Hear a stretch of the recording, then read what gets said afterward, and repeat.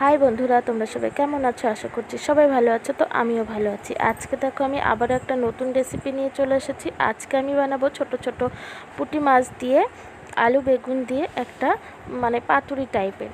তো এদিকে দেখো আমি পেঁয়াজ, রসুন, আলু আর বেগুন কেটে নিয়েছি ছোট ছোট টুকরো করে। তো এদিকে আমি মাছটাও পরিষ্কার করে নিয়েছি, মাছটা কেটে ধুয়ে পরিষ্কার করে রেখেছি। তো মাছের মধ্যে দিয়ে দিলাম কুচানো পেঁয়াজ রসুন দিয়ে দিলাম, আর দিয়ে দিলাম আলুটাকে আমি যেভাবে ভাজে সেইভাবে ছোট ছোট করে কেটে নিয়েছি।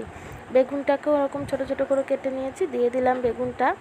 আর দিয়ে দিচ্ছি বেশ অনেকটা পরিমাণে কুচানো চেরা কাঁচা লঙ্কা। তো আর দিয়ে দিলাম লবণ পরিমাণ মতো, দিয়ে দিচ্ছি হলুদ গুঁড়ো, আর দিয়ে দিচ্ছি বেশ অনেকটা পরিমাণে সর্ষের তেল।